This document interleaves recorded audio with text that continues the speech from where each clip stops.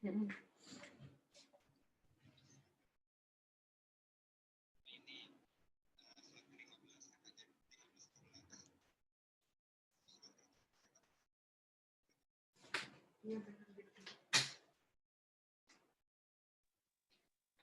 masih menunggu teman-teman yang lain ya.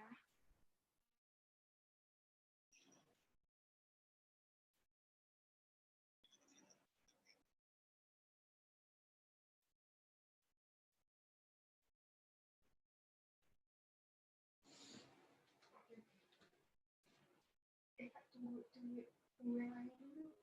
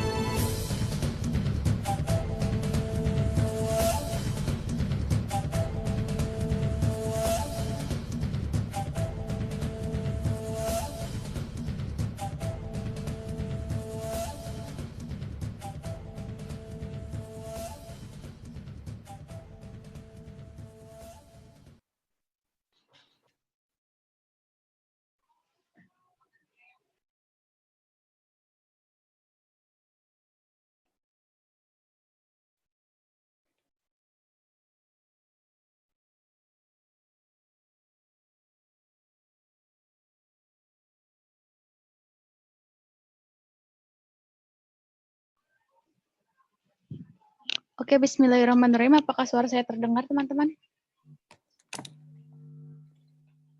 Oke, bentar ya.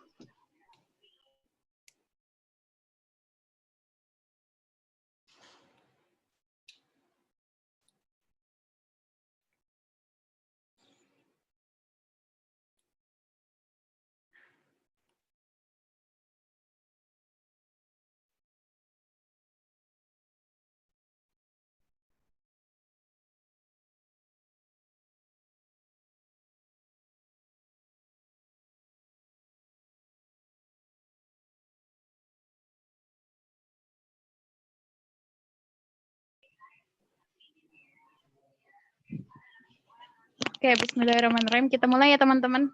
Udah pada siap kan? Sambil kita menunggu partisipan yang lain masuk, kita mulai aja sekarang. Oke, apakah Kak Safira sudah siap di sana? Bentar ya, kita tunggu Kak Safira dulu. Halo. Oke, siap Kak Safira. Kita mulai sekarang ya. Bismillahirrahmanirrahim. Assalamualaikum warahmatullahi wabarakatuh. Perkenalkan kembali, saya Nada Marsha Putri dari Learn from Turkey dan selamat datang di acara mentoring ya. Mentoring kuliah Go dengan Learn from Turkey, yaitu proyek kolaborasi dari antara kuliah Go dan Learn from Turkey. Dan kali ini kita akan melanjutkan mentoring sesi 2 bersama Kak Safira lagi, yang tentunya ini akan more specific dan nanti kita akan banyak bertanya ya sama Kak Safira. Jadi teman-teman bisa raise hand apabila mempunyai pertanyaan, tapi saya mau kasih himbauan dulu kalau misalnya kita batasi gitu pertanyaan yang akan teman-teman tanyakan itu satu orang untuk satu pertanyaan gitu. Jadi teman-teman dipilih pertanyaan yang paling important dan kalau misalnya teman-teman mau bertanya lewat chat juga boleh, nanti kita akan coba bacakan. Oke, sebelum kita mulai agar acara ini terasa lebih berkah gitu ya teman-teman, mari kita berdoa sesuai dengan kepercayaan masing-masing. Berdoa dimulai.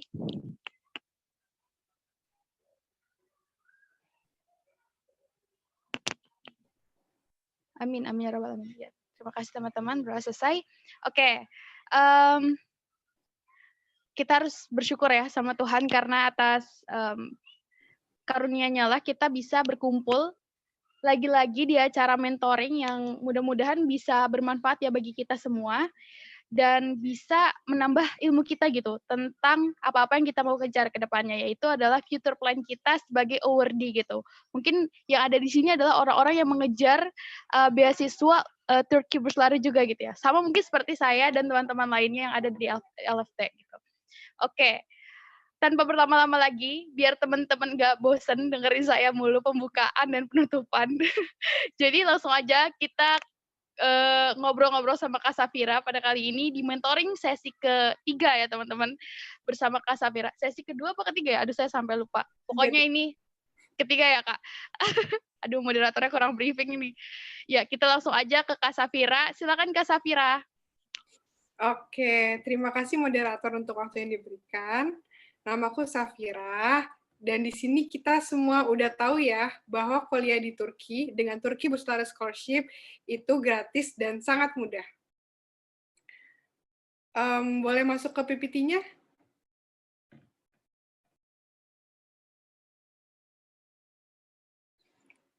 Oke, boleh next.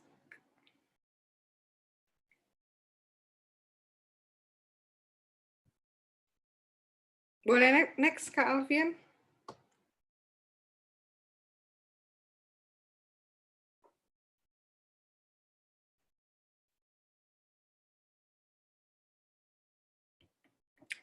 Boleh next, Kak Alfian, untuk PPT-nya?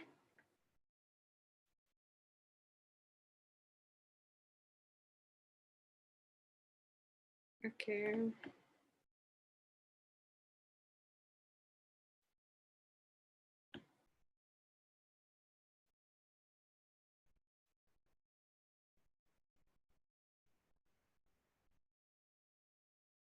Oke, next, Kak Alfian, next slide.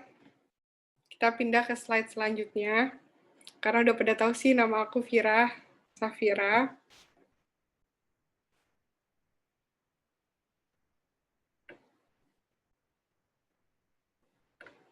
Oke, next, Kak.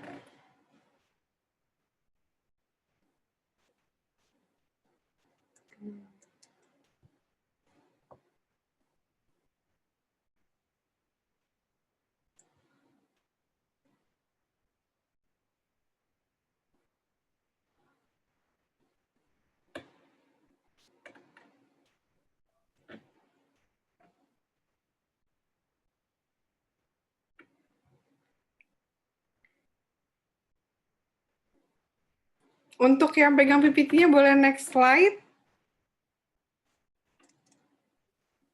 Ya mungkin lagi ada sebentar ya, Kak. Ini ada masalah teknik sebenarnya. Oke. Bentar ya. Oke, tunggu ya teman-teman. Ya, senang teman-teman. Kak Safira nggak kemana-mana. Oke.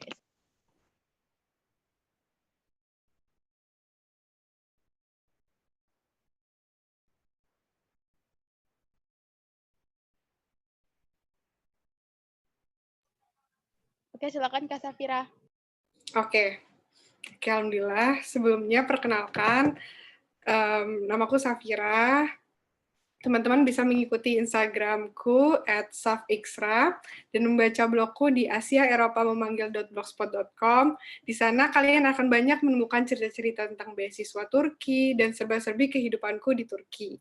Aku adalah pelajar aktif di Ankara University dan aku peraih Turki Burslara Scholarship pada tahun 2018 sampai sekarang. Oke, boleh next. Oke. Malam ini kita akan membahas yang pertama, yaitu bagaimana membuat study plan yang baik untuk mendapatkan beasiswa luar negeri. Oke, boleh next, Kak.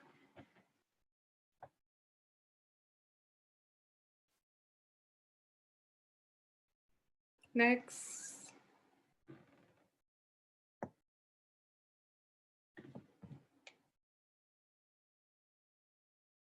Oke. Apa sih study plan itu? Jadi study plan adalah dokumen yang diperlukan untuk aplikasi beasiswa yang dapat menggambarkan tujuan pelamar atau pendaftar, tujuan pendidikan, waktu studi yang terorganizer, dan rencana untuk mencapai tujuan tersebut. Study plan yang terjadwal dengan baik meningkatkan peluang mendapatkan beasiswa. Jadi study plan ini juga merupakan elemen yang penting untuk mendapatkan beasiswa luar negeri. Oke. Nah, untuk membuat study plan, yang pertama memberikan latar belakang akademis Anda, termasuk informasi gelar terakhir. Bisa memberikan informasi akademis Anda juga, setelah itu sebutkan alasan mengapa memilih belajar di negara tersebut. Berikan tujuan pembelajaran Anda juga dengan bagaimana rencana untuk mencapai tujuan tersebut. Jadi teman-teman bisa berikan di study plan. Dan yang terakhir bisa memberikan keterampilan atau kelebihan yang teman-teman miliki. Dan ditutup dengan kesimpulan. Jadi di study plan ini teman-teman harus mempunyai rencana untuk kuliah di luar negeri, seperti akan mengambil universitas apa, jurusan apa, akan bagaimana nanti ketika di negara tersebut, itu teman-teman harus udah tulis nih di study plan. Jadi pihak beasiswa tahu nih teman-teman bakal ngapain dan apa yang teman-teman inginkan di negara tersebut. Jadi memudahkan para tim seleksi untuk mengetahui kelebihan teman-teman. Oke, boleh lanjut. Nah, motivation letter merupakan alat bagi pemberi beasiswa untuk mengevaluasi motivasi pendaftar untuk belajar sehingga pendaftar berhak untuk mendapatkan beasiswa tersebut. Jadi tolong diingat ya teman-teman, ini juga elemen yang penting, motivation letter. Oke, bagaimana sih cara membuat motivation letter yang baik? Itu next. Nah, Di motivation letter, itu tuh kalian bisa menceritakan latar belakang terlebih dahulu.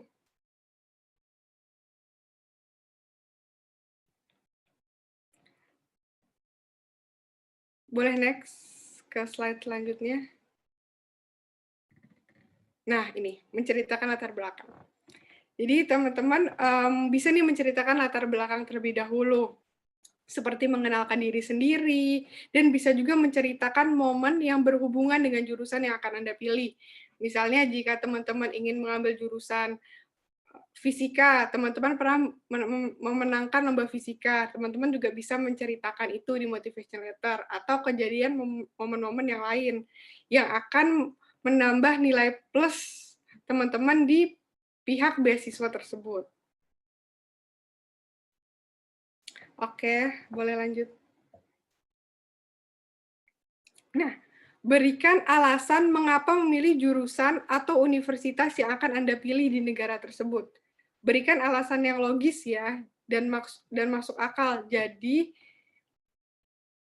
pihak beasiswa tuh mengetahui, dan kalau bisa jangan terkesan ambis. Maksud Vira di sini itu, kalau bisa memberi alasan yang rasional, dan memberi kepentingan untuk masyarakat Indonesia, untuk negara Indonesia juga. Jadi berkontribusi kepada negara Indonesia. Jadi jangan, aku pengen kuliah ke luar negeri karena pengen jalan-jalan, atau karena kuliah di luar negeri itu keren. Jangan gitu ya. Jadi kalau bisa, aku pengen kuliah di luar negeri karena aku ingin belajar dari negara tersebut untuk kembali ke Indonesia dan menerapkan di negara aku di Indonesia. Nah, gitu. Jadi kalau bisa kasih dampak sosial. Itu kuncinya. Oke, boleh lanjut.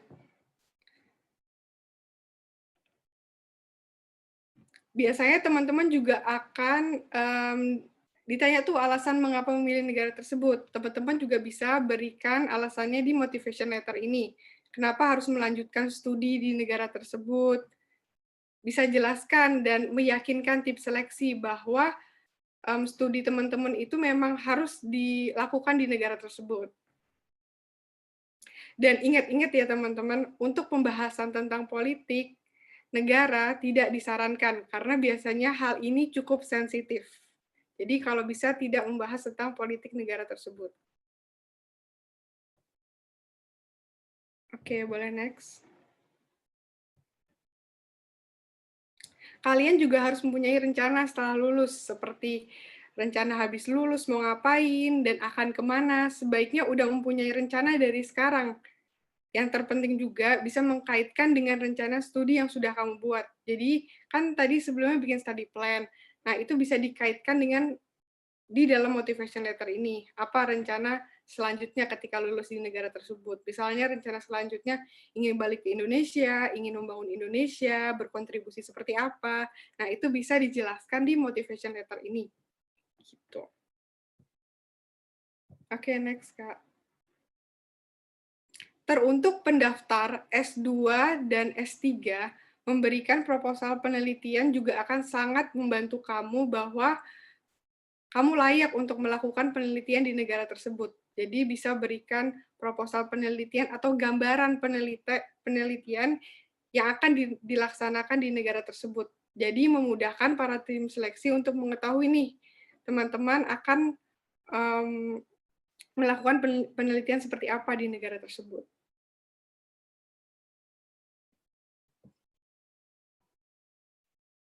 Oke. Jadi yang perlu diperhatikan adalah membuat rencana studi yang mudah dipahami dan tidak berbelit-belit ya. Jadi kalau bisa harus jelas dan seefektif mungkin. Yang teman-teman ingin masukkan poin-poinnya semua harus bisa masuk, dan kalau bisa jangan terlalu panjang, jangan terlalu singkat, pas gitu. Dan bikin motivation letter atau study plan itu nggak cuma sehari langsung jadi itu dibutuhkan waktu bisa berminggu-minggu hingga berbulan-bulan. Jadi bertahap tapi pasti.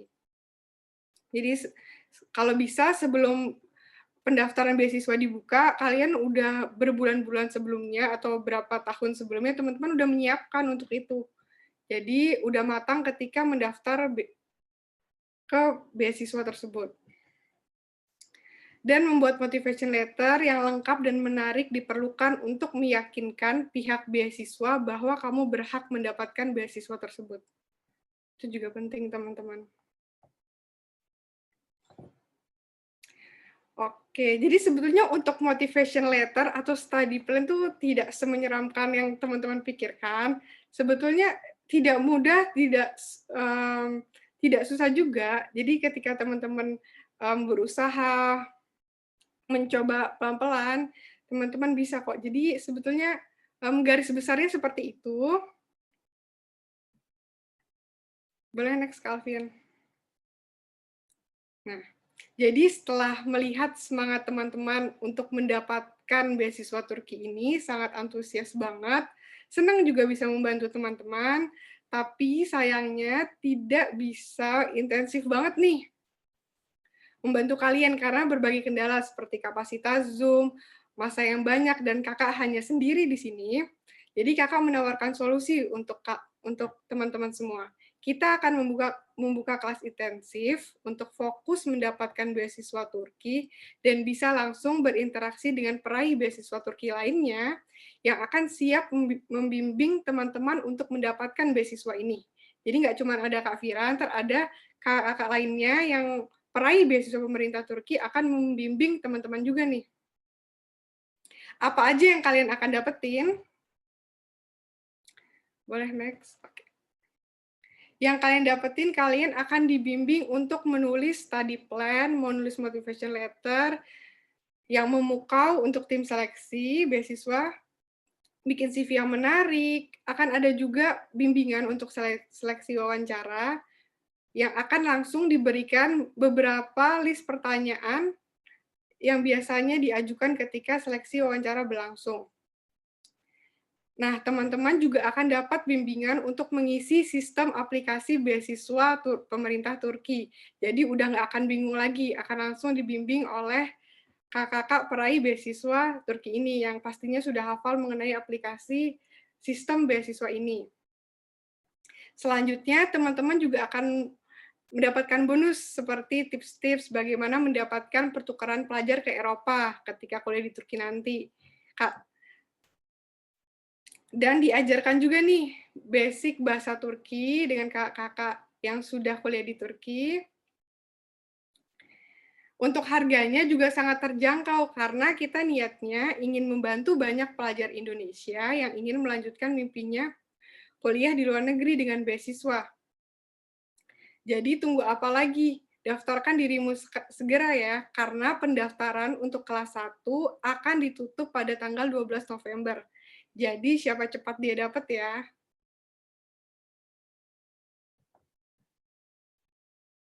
Oke, next.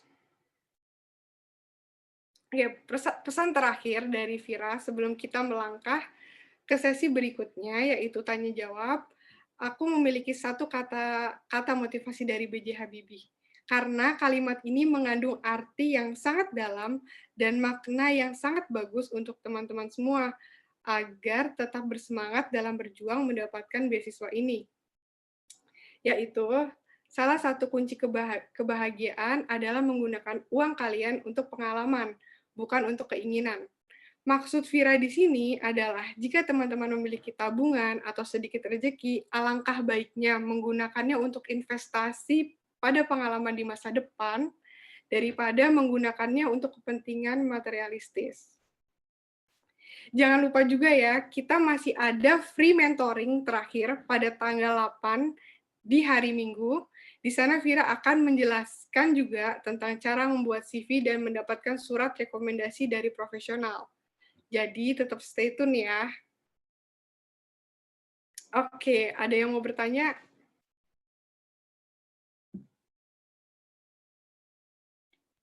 Oke, sekarang kita masuk sesi tanya jawab. Wah, terima kasih banyak ya Kak Safira atas pemaparan materinya. Dan Masya Allah gitu ya, ternyata pemaparan materinya ini lebih spesifik. Mungkin beberapa teman-teman juga mempertanyakan hal ini ya Kak. Karena kan apa ya, kalau misalnya kita mau apply beasiswa memang motivation letter itu ternyata krusial banget ya untuk kita pahami betul-betul strukturnya gitu. Mungkin untuk lebih spesifiknya teman-teman bisa langsung daftar nanti di kelas mentoringnya Kak Safira lagi. Aduh, sorry jatuh. di kelas mentornya Kak Safira, yang tadi udah dipaparin sama Kak Safira. Dan sekarang kita langsung aja masuk ke sesi wawancara, sorry. Sesi tanya jawabnya, aku nggak fokus banget ya Allah guys. Mungkin mungkin kalau teman-teman mau bertanya, bisa langsung raise hand atau tanya di kolom chat ya teman-teman. Ini udah ada 4 partisipan yang raise hand. Mungkin yang pertama bisa di-unmute kepada Maria Kristia. Apakah bisa unmute? Silakan. Bisa, udah bisa belah. Siap. Terima kasih Kak Safira untuk pemaparannya. Kak mau tanya untuk research proposal itu dilampirinnya di mana ya? Jadi untuk research proposal itu ada kolom bagian itu dan bisa juga ditaruh di motivation letter. Nanti motivation itu menjadi cerminan untuk masuk ke proposal penelitian. Begitu. Oh, jadi berbeda file ya Kak? Berbeda file, tapi bisa dimasukkan juga garis besarnya di motivation letter. Karena biasanya yang dibaca duluan tuh motivation letternya. Berarti studi plan sama motivation letter itu menjadi satu atau gimana Kak? Berbeda sih. Sebetulnya yang dimasukkan itu motivation letter, study plan itu agar memudahkan membuat motivation letter dan biasanya akan ditanya ketika seleksi interview. Begitu. Dan berbeda lagi sama LIO ya? LIO apa ya? Letter of intent, sorry. Oh, sama-sama. Sama tetap. Sama. Terima kasih Kak. Sama-sama. Oke, terima kasih Maria Abla atas pertanyaannya. Sebentar ya. Kita lihat lagi nih, siapa yang raise hand. Bentar. Oke, untuk Maria Abla bisa langsung di lower hand. Selanjutnya kita ke penanya kedua, yaitu Kak Abdul Aziz Alansyori. Silakan unmute.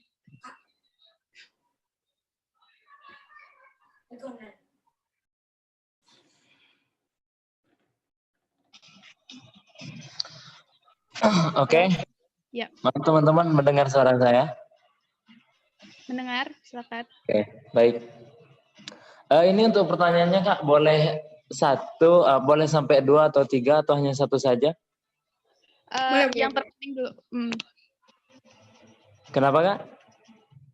Silakan tanyakan tapi dari prioritas dulu ya, biar teman-teman yang lain juga bisa bertanya. Oh iya. Mohon maaf sebelumnya ya. Saya kan saat ini masih semester 6 ya, belum benar-benar lulus semester S1. Jadi saya mau mempersiapkan dulu. Jadi pertanyaan saya, apa letter motivation-nya harus dalam bahasa Inggris atau berbahasa Indonesia saja enggak apa-apa ya, Kak?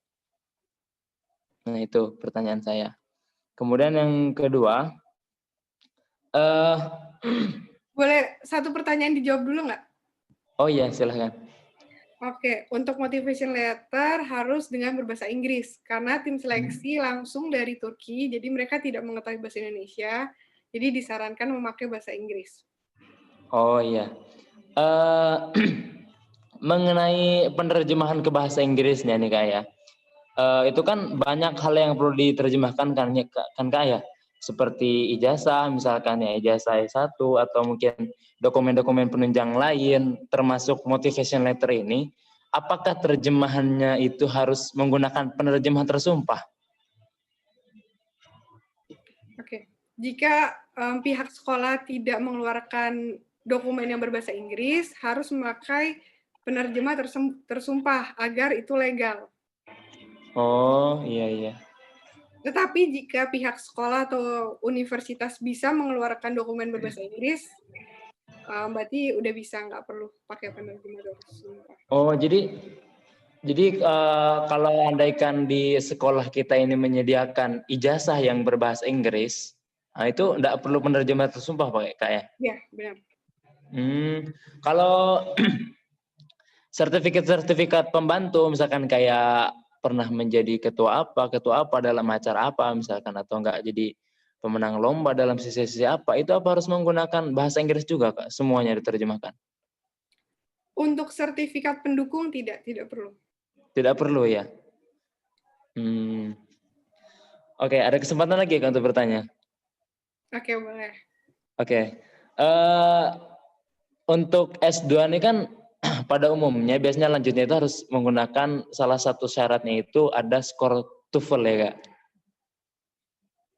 Jika memilih program studi dengan bahasa Inggris, tapi jika mengambil program studi dengan bahasa Turki, tidak diperlukan sertifikat TOEFL atau IELTS atau sertifikat bahasa Inggris lainnya. Oh, kalau Kak saya kan rencana ngambil jurusan Dianet itu tentang keagamaan. Nah, itu apa termasuk jurusan yang harus menggunakan bahasa Inggris atau termasuk jurusan yang salah satu syaratnya menggunakan TOEFL atau gimana itu Kak? Setahu saya kalau Dianet itu mempelajari teologi Islam ya, itu tidak diperlukan bahasa Inggris. Jadi tidak perlu skor TOEFL ya Kak ya? Ya, nggak perlu. Halo? Iya, nggak perlu sertifikat TOEFL atau IELTS. Karena belajarnya akan pakai bahasa Turki dan bahasa Arab. Oh iya, tapi kan ketika nanti sesi wawancara kan tetap harus berbahasa Inggris kan Kak ya? Iya, benar. Tapi ketika seleksi wawancara kan biasanya kalau S2 sih 15 sampai 30 menit. Jadi agak lama dan biasanya lebih banyak latihan aja sebelum wawancara. Oh iya. Oke. Tentunya kan yang jelas TOEFL enggak jadi syarat mutlak Kak ya untuk lanjut S2 dengan jurusan Dianet itu.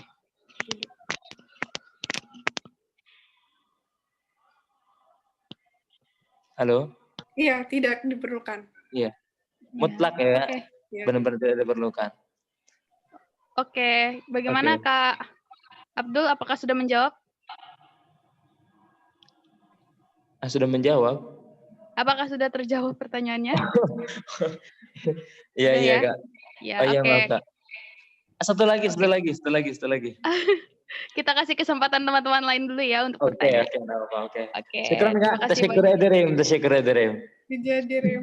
Kolay gelsin. Oke, kepada Kak Abdul Aziz bisa lower hand. Siap.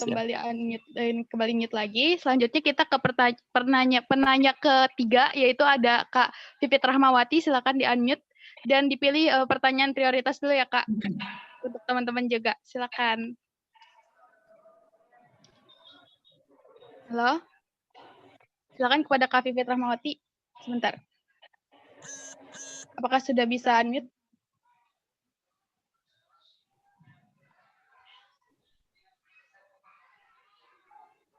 Halo Kak. Ya, silakan. Kalau saya sih nggak lebih ke bertanya, tapi ingin kan dulu Kak Safira ini ke Turki itu kan lulus SMA berarti ya Kak. Nah, jadi mungkin Kakak bisa bagiin tips sama triknya bagi yang di sini mungkin ada yang masih SMA dan ingin dilanjutin ke Turki, gimana sih cara bikin motivasi letter dan yang sebagainya gitu. Jadi mungkin kan kita tuh masih belum tahu gitu. Maksudnya mungkin kebanyakan anak SMA itu masih awam gitu tentang motivasi letter dan tadi apa gitu yang pertama. Jadi mungkin bisa berbagi pengalamannya gitu waktu Kakak dulu ngedaftar gitu. Terima kasih. Oke. Jadi untuk motivation letter atau study plan, apakah itu udah aku jelasin ya di slide sebelumnya. Tapi ntar ini ada recordnya kok, teman-teman bisa nonton lagi di YouTube. Nah, untuk persiapan aku sendiri ketika SMA, bikin motivation letter atau study plan, ini juga cukup panjang prosesnya.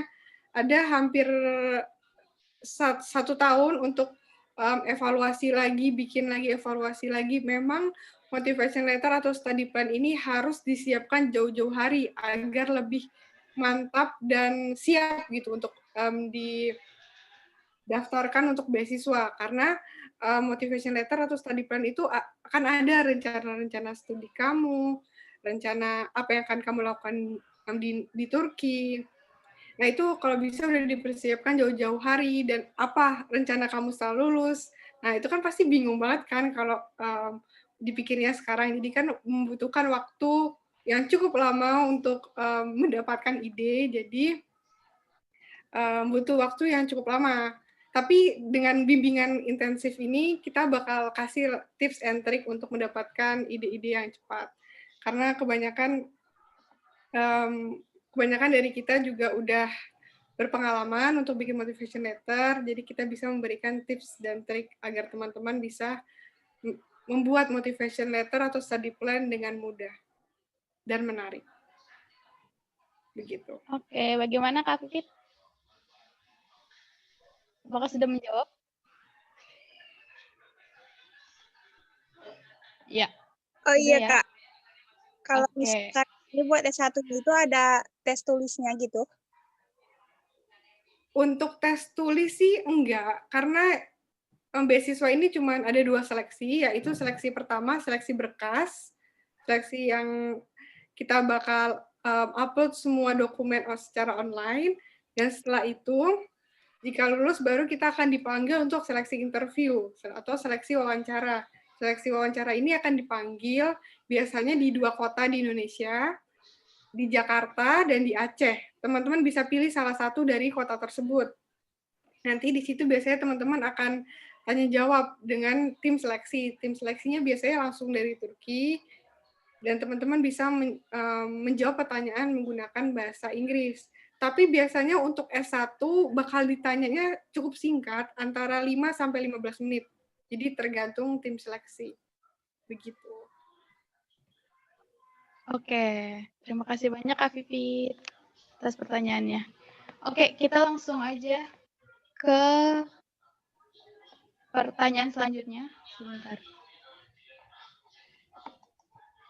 Sebentar ya. Oke, kita langsung aja ke penanya selanjutnya. Ini ada yang raise hand atas nama Nabila Atifah. Silakan unmute. Oke, silakan Kak. Sebelumnya, terima kasih Kak atas kesempatan bertanya. Pertanyaan saya di bagian motivation letter tadi, yang di bagian 4, tadi kan ada rencana setelah lulus. Nah, dari situ apakah kita punya kewajiban untuk berkontribusi ke negara yang memberi beasiswa atau ke Turki, seperti memberikan feedback begitu Kak? Apakah ada kewajiban seperti itu?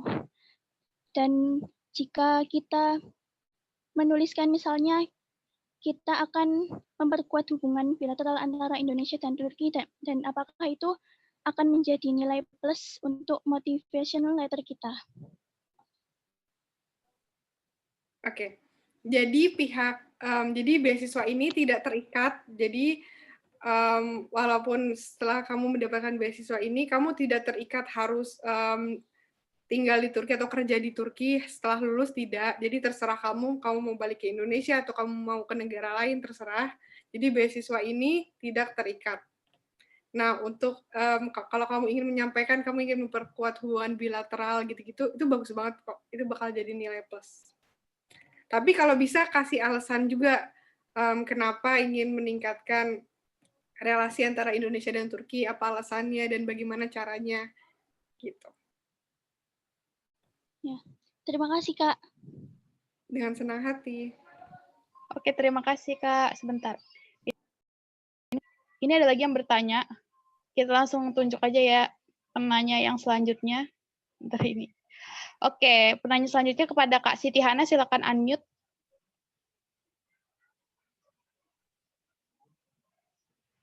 Bagaimana, Kak?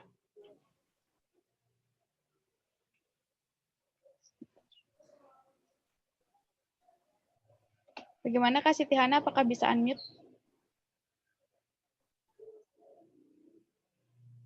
Sebentar.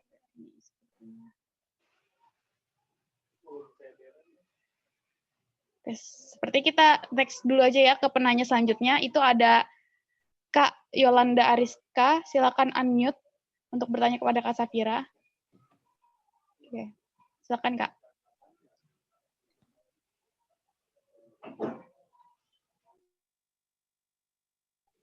Halo Kak Yolanda, apakah bisa terdengar suaranya?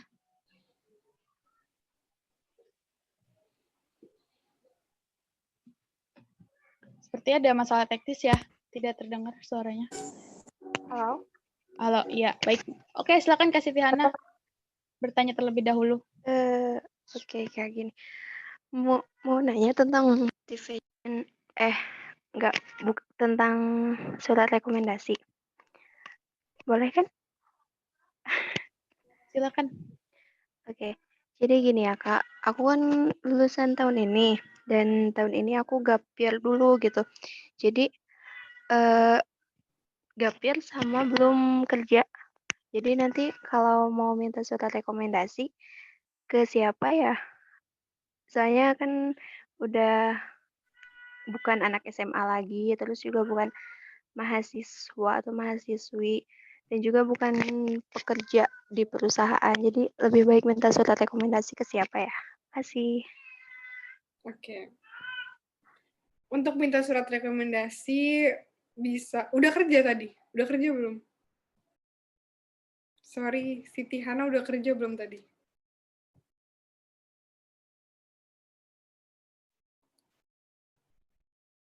Oke, jadi kalau mau minta surat rekomendasi, kalau ketika udah lulus, nggak tahu mau minta surat rekomendasi ke siapa, mungkin kalau misalnya udah kerja, bisa minta surat rekomendasi ke atasan atau ke orang profesional lainnya, atau bisa juga kok kalau misalnya dulu pada saat SMA berprestasi, atau kenal sama guru atau kepala sekolah, bisa minta tolong dengan guru atau kepala sekolah tersebut, bahwa kamu pingin nih mendaftar beasiswa, boleh tidak diberikan rekomendasi, gitu.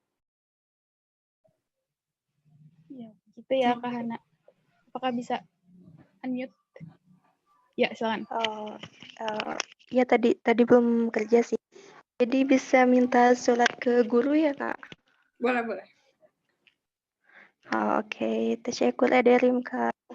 Dijadiin. Oke, terima kasih Kak Hana atas pertanyaannya. Kita lanjut ke penanya selanjutnya. Apakah Kak Yolanda sudah bisa unmute? Bentar. Halo? Ya, silakan. Silakan. Oke. Baik, Kak. Saya mau bertanya. Untuk LOI itu ditulis atau diketik di kolom yang disediakan pihak YTB atau diupload bentuk PDF ya, Kak? Oke. Biasanya udah ada kolom sih yang disediakan, jadi tinggal ditulis di kolom tersebut. Begitu. Oh gitu ya, Kak? Iya, benar. Oke. Mau tanya satu lagi boleh, Kak? Oke, Silakan. Nah, kan Kakak itu ngambil jurusan manajemen kesehatan. Saya masih, kayak mana ya? Penasaran manajemen kesehatan itu jurusannya di bidang apa ya? Oke. Manajemen kesehatan. Manajemen kesehatan itu jurusan yang mempelajari sektor bisnis di bidang kesehatan. Jadi kita akan mempelajari sektor bisnis di bidang rumah sakit, di bidang asuransi kesehatan, di bidang klinik, di bidang puskesmas. Seperti apa? Jadi kita akan belajar tentang akuntansi, tentang bisnis, cara agar rumah sakit berjalan dengan baik. Nah, itu kita yang memanage atau memanajemen sektor di bidang kesehatan. Seperti itu. Oh, kalau anak IPA itu bisa masuk ke situ nggak, Kak? Bisa dong, aku dulunya anak IPA. Oh, oke, Kak.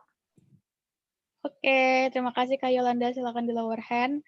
Kita Sama-sama. ini ya, aku cukup tertarik sih Saf tadi sama pernyataanmu yang kita bisa minta recommendation letter sama siapapun yang relate sama pengalaman kita ya. Ya mungkin teman-temanku juga banyak nih Saf yang bertanya kayak aku harus minta recommendation letter sama siapa? Sebenarnya bisa ya sama profesor waktu kita mungkin dulunya bimbingan skripsi gitu ya, Saf. Iya, Ataupun bener dengan banget. guru-guru. Iya, benar. Jadi teman-teman gak usah bingung lagi ya tentang harus minta recommendation letter ke siapa. Yang penting orang-orang penting gitu ya yang ada di sekitar kalian. Gitu. Oke, selanjutnya kita ke penanya selanjutnya itu ada Ulfa. Silakan unmute. Apakah bisa Ulfa? Salam. Ya, terima kasih sudah diberi kesempatan untuk bertanya. Ini tadi kan ada penjelasannya soal hal yang sensitif, salah satunya soal politik kan. Nah, saya kan jurusan saya S1 kemarin perbandingan mazhab. Nah, rencana saya untuk melanjutkan S2 masuk ke jurusan teologi Islam. Nah, penelitian saya di S1 itu tentang adat di perkampungan dalam pandangan hukum Islam. Nah, kalau misalkan saya melanjutkan penelitian, misalkan saya sinkronisasikan dengan penelitian saya di S2 nanti, bagaimana yang ingin saya tanyakan, bagaimana adat istiadat orang-orang Turki di sana? Apakah masih ada seperti halnya di Indonesia ada bercampur berbau mistik misalkan? Di sini adat istiadat seperti apa yang dimaksud ya? Misalkan apa ya, kayak kepercayaan mereka yang masih mungkin ada yang di luar daripada Islam. Kayak misalkan kan kalau di Indonesia, misalkan di Jawa itu kayak malam Jumat Kliwon nggak boleh keluar seperti itu. Jadi harus tinggalnya di dalam rumah. Terus ada adat-adat yang perlu dibuat. Misalkan, apakah di Turki masih ada yang seperti itu? Kalau untuk adat istiadat seperti itu belum pernah dengar sih sampai sekarang. Ketika aku di Turki adat istiadat seperti itu. Paling yang berbeda itu imamnya yang dipakai. Jadi kan kalau di Indonesia kita pakai Imam Syafi'i, kalau di Turki pakainya Imam Hanafi. Jadi agak berbeda tuntunannya, seperti kalau memegang anjing itu boleh, tidak haram. Kalau wudhu juga bersentuhan dengan laki-laki juga tidak batal. Nah, seperti itu sih. Oh iya. Oke, terima kasih Kak. Sama-sama. Silakan, terima kasih Kak Ulfa atas pertanyaannya. Oke, cukup menarik ya. Oke, lanjut kita ke penanya selanjutnya, itu ada Kak Puja Rahmah. Silakan di-unmute. Apakah bisa Kak Puja Rahmah? Oke, silakan Bisa, Kak. Ya, silakan. Baik Kak, saya mau bertanya. Kak, bagaimana kalau misalnya S1 sama S2-nya itu nggak linear? Misal kayak aku tuh S1-nya sastra Arab gitu.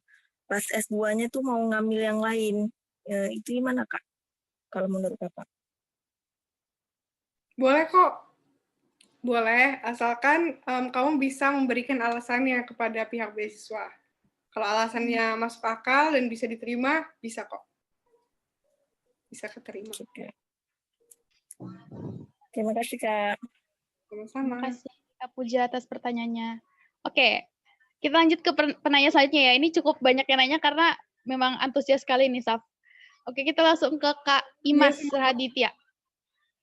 Silakan di-unmute, Kak.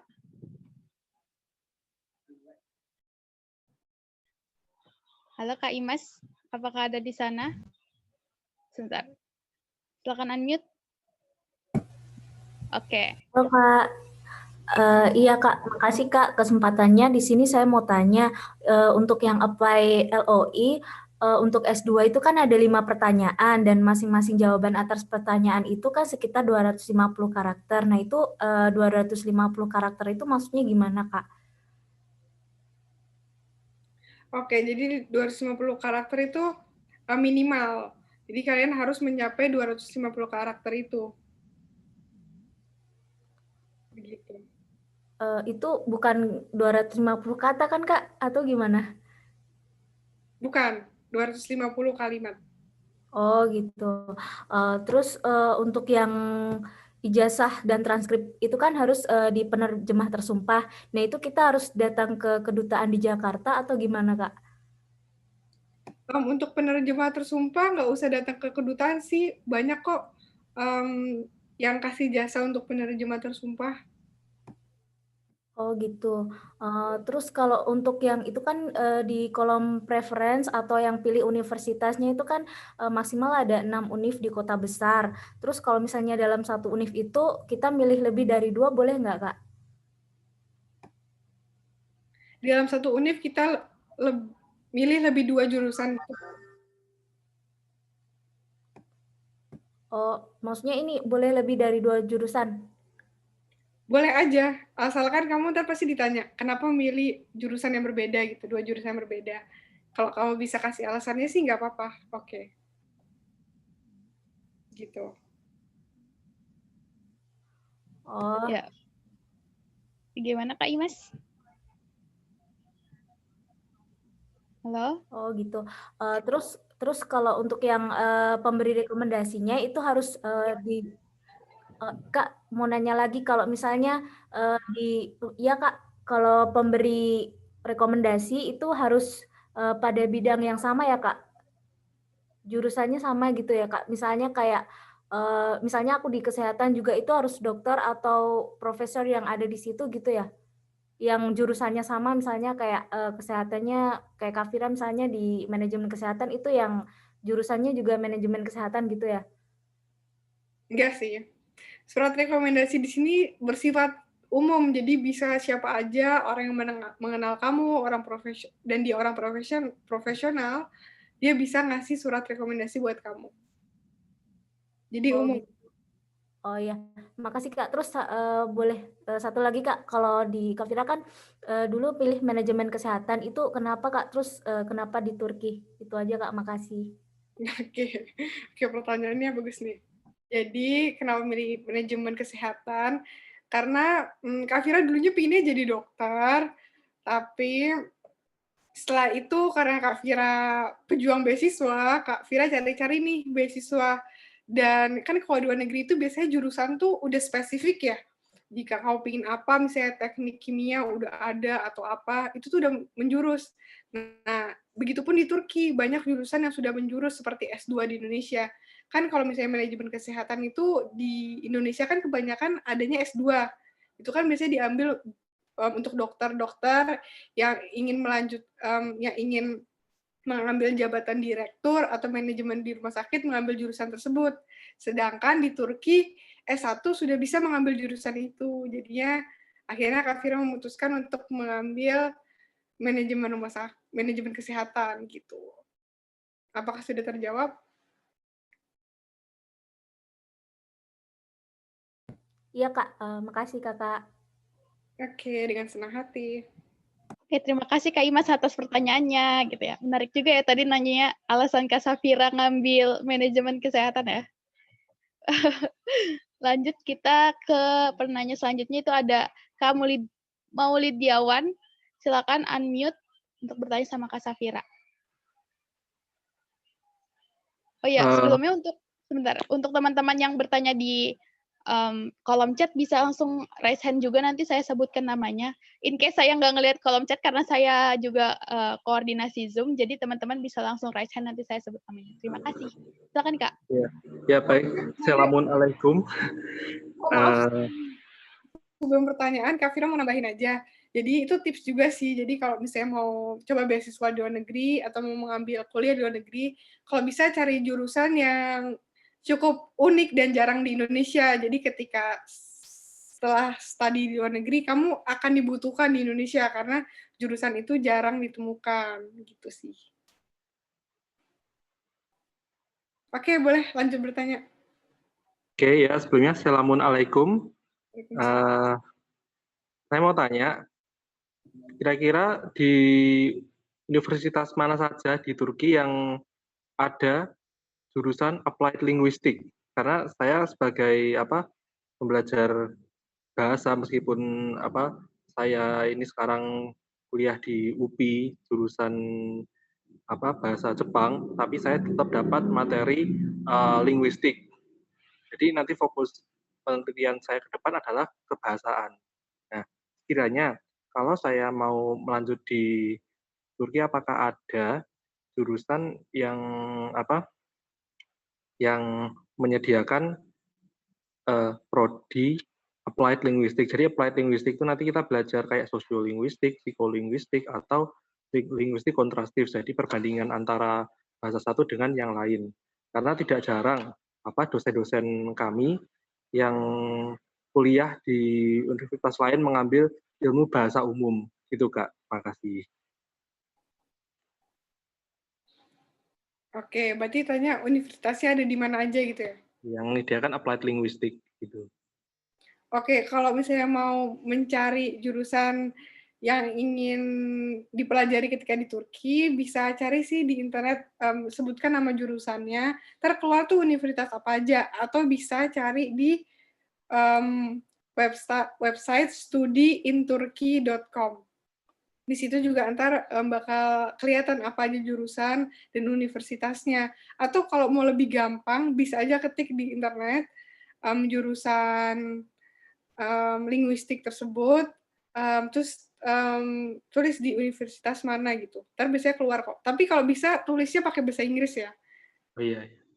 Kalau di Universitas Mbak Vira ini ada nggak prodi applied linguistik di S2 atau S3-nya itu? Sepertinya ada sih, karena Ankara University itu termasuk jurusan terbanyak, mempunyai jurusan terbanyak di Turki, jadi sepertinya ada kok. Oh iya. Dan jurusan di Turki itu spesifik kok seperti ini, jadi kemungkinan besar ada. Oh iya Kak, siap Kak, terima kasih. Atau kalau mau mudah juga bisa pada saat mendaftar beasiswa ini, ntar ada kok pilihan misalnya linguistik gitu, ntar udah ada tuh universitasnya mana aja. Begitu juga. Oh iya. Siap. Oke. Udah ya, terima kasih Kak atas pertanyaannya.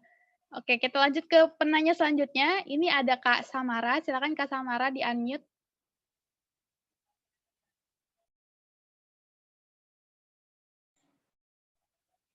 Halo Kak Samara, apakah bisa terdengar suara saya? Silakan di-unmute. Oke, mungkin ini ada kendala teknis. Kita lanjut ke penanya selanjutnya aja ya. Ini ada Kak Reisha Amalia Murphy. Silakan unmute. Oke, silakan Kak. Oke, mau tanya Kak, pas kita mau apply itu kan ada ditanyain paspor kan Kak? Terus itu wajib nggak sih Kak pas ngapply-nya Kak? Oke, untuk paspor itu tidak wajib, jadi itu kan KTP atau paspor, jadi bisa salah satu. Jika punya KTP bisa upload KTP, jika punya paspor bisa upload paspor. Jadi yang penting identitas diri. Kalau misalnya nge-apply kakak gitu Kak, kalau misalnya belum punya KTP kan, kakak boleh nggak Kak? Kartu keluarga ya? Iya.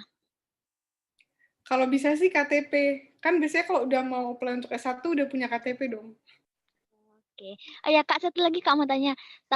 Katanya Kak tahun 2020 ini ada tambahan gitu Kak, tambahan sesi gitu. Katanya ada sesi administrasi terus tes gitu, katanya tes minat gitu Kak, misalnya kayak tes MTK dasar gitu, katanya bahasa Inggris dasar gitu. Terus yang ketiga ada wawancara. Benar nggak sih Kak yang sesi keduanya itu Kak? Kalau sesi kedua itu biasanya pokoknya yang pasti itu seleksi berkas, seleksi pertama, dan seleksi interview. Tapi memang di seleksi interview itu ada beberapa yang dites, ada beberapa yang enggak. Jadi itu emang tergantung keberuntungan juga sih. Kadang-kadang bisa dites, kadang-kadang bisa enggak. Tapi kebanyakan sih enggak dites. Biasanya yang dites itu yang mengambil jurusan yang berhubungan dengan matematika, seperti fisika, kimia, gitu-gitu. Tapi biasanya juga ditesnya bukan tes yang panjang kayak ujian nasional atau ujian lainnya, enggak sih. Biasanya beberapa soal aja. Gitu. Oke, berarti kalau sosial gitu milihnya nggak dapat kan Kak matematikanya? Sosial enggak sih bisa. Oke. Biasanya Kak ditanyain pengalaman sosial kamu aja. Oh gitu. Oke Kak, makasih Kak. Iya, sama-sama. Oke, terima kasih banyak atas pertanyaannya. Kita lanjut ke pertanyaan selanjutnya. Ini ada Kak Samara. Apakah sudah bisa? Silakan di-unmute. Belum terdengar suaranya. Halo Kak Samara.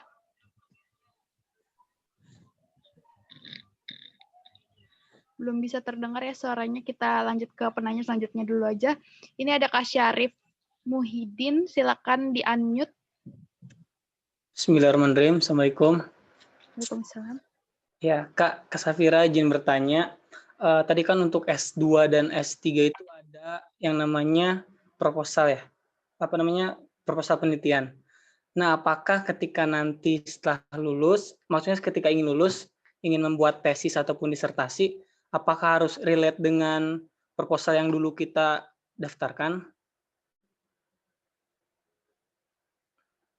Oke, itu kalau harus relate itu terserah kamu. Karena apa rencana studi kamu di Turki? Jika memang sama, ya bisa aja disambungkan. Tapi jika berbeda, boleh juga berbeda. Tapi kamu punya alasan kenapa kamu milih penelitian yang berbeda di Turki. Mungkin karena di Turki lebih apa gitu. Kamu bisa kasih alasannya. Itu yang mempertanyakan alasannya siapa, Kak? Tim seleksi ketika seleksi wawancara. Oke. Terus satu lagi boleh, Kak? Silakan. Jadi misal nih ada teman saya, dia berumur 20 tahun, dan kita tahu kan yang Kak Safira jelasin kemarin, maksimal itu untuk S1 kan di bawah 21 tahun ya, Kak ya? Nah itu apakah masih dianjurkan, Kakak menganjurkan tidak Kak untuk dia tetap ikut beasiswa S1, sedangkan umur dia sudah 20 tahun? Khawatir ketika tahun depannya ternyata dia udah masuk ke 21 tahun gitu. Nggak apa-apa sih, yang penting ketika saat mendaftar beasiswa itu di bawah 21 tahun. Tapi kalau udah dapat beasiswa, ya nggak apa-apa. Ya, jadi itu persyaratannya pada saat pendaftaran beasiswa. Jadi kalau di bawah 21 tahun masih bisa mendaftar. Oh, jadi nggak ada controlling gitu ya, Kak ya? Enggak. Oh, nggak ada. Oke, terima kasih, Kak. Sama-sama. Terima kasih kepada Kak Syarif Hidin. Selanjutnya kita ke penanya selanjutnya ada Kak Atira. Kak Atira Nur Rahmadan. Silakan unmute, Kak. Halo Kak Safira. Halo. Kak, aku mau tanya, itu kalau misalkan kita udah keterima sama beasiswanya, hal-hal apa saja yang bisa bikin kita beasiswa itu dicabut?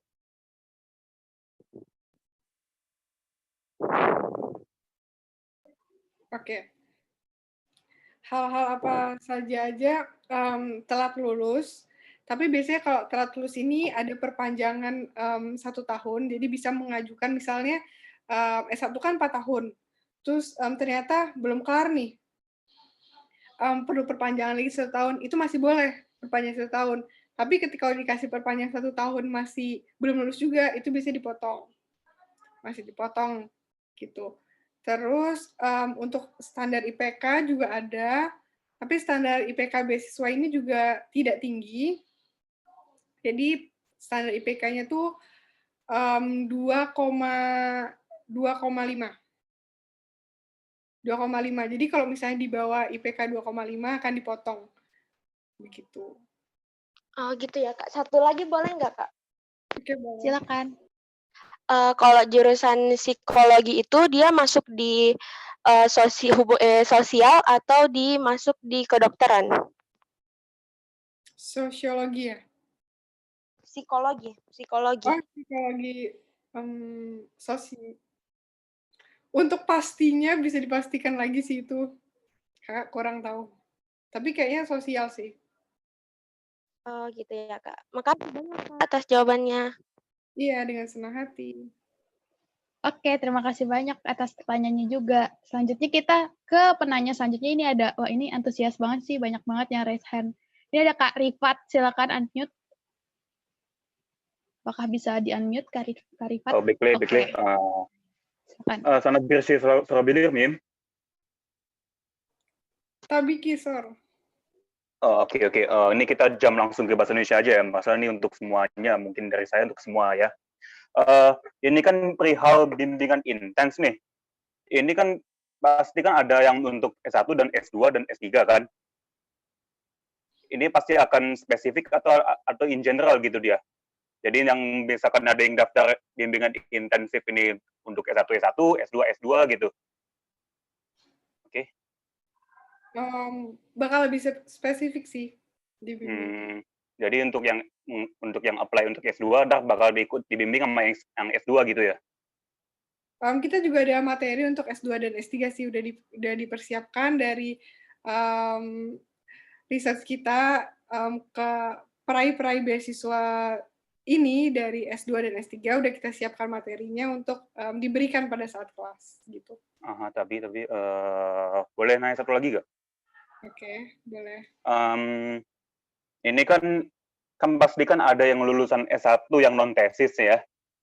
Ini apa bisa ikut sebentar sebelum ini kan ada yang lulus S1 ini kan non tesis nih, yang nggak pakai skripsi lulus S1-nya.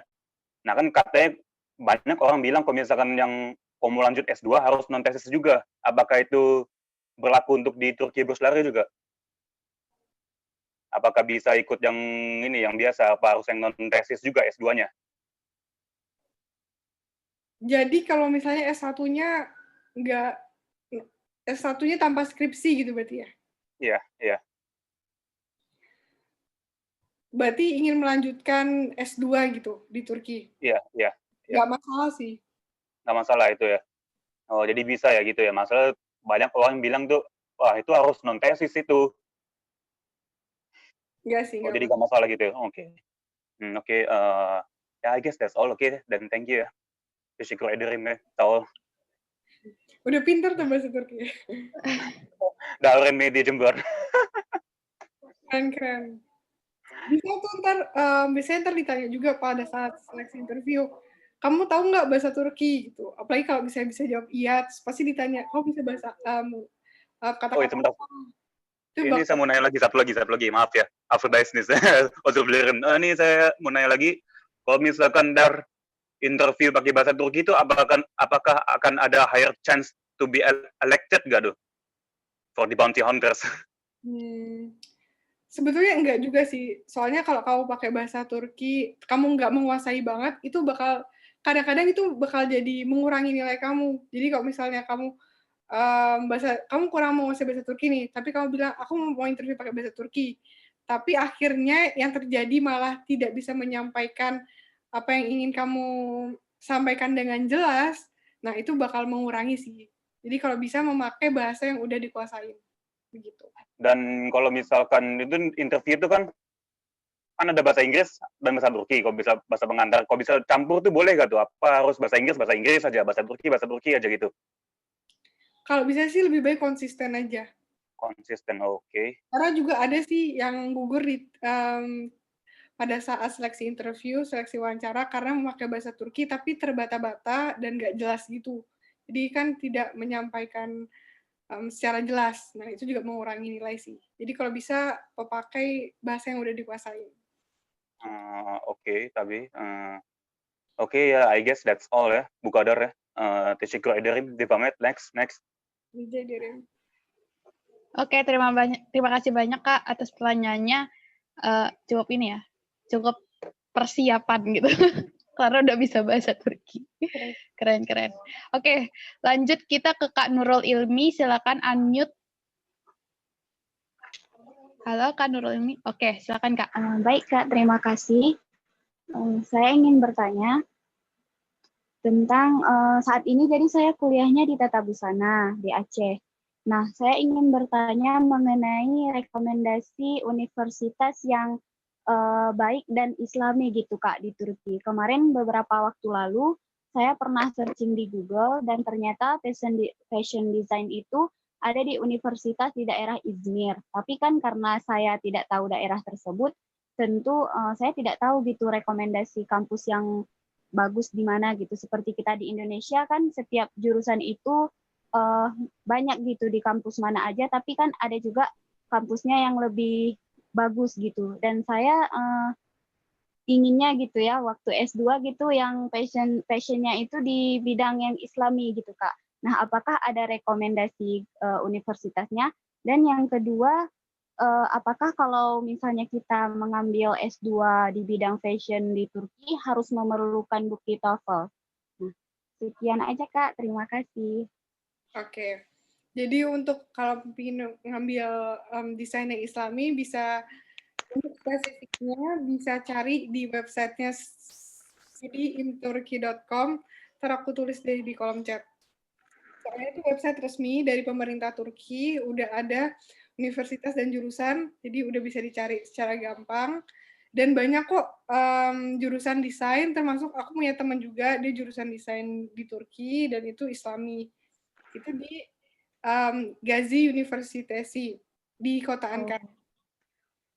Dan untuk nilai TOEFL atau enggak, jika program kamu jika program yang dipilih memakai bahasa Inggris memerlukan, tetapi jika program studi memakai bahasa Turki tidak diperlukan sertifikat TOEFL atau sertifikat bahasa Inggris. Seperti teman aku yang kuliah desain di Turki, dia memakai bahasa Turki, jadi nggak perlu menyertakan sertifikat TOEFL atau IELTS atau sertifikat bahasa Inggris lainnya. Gitu. Oke, Kak. Jadi berarti teman kakak yang ambil jurusan desain itu, dia khususnya desain apa gitu, Kak? Busana atau gimana, Kak? Iya, busana. Oh, oke, Kak. Terima kasih banyak, Kak, atas jawabannya. Iya, sama-sama. Ya, terima kasih banyak, Kak, atas pertanyaannya juga. Oke, ini kita sekarang lanjut ke penanya selanjutnya, karena udah malam nggak apa ya, terus next terus, biar juga kedapatan semuanya. Kepada Kak Nurul, tadi Kak Nurul Ilmi yang bertanya, aku lupa. Boleh langsung di lower hand kalau yang udah. Kepada Kak Nisa, silakan unmute.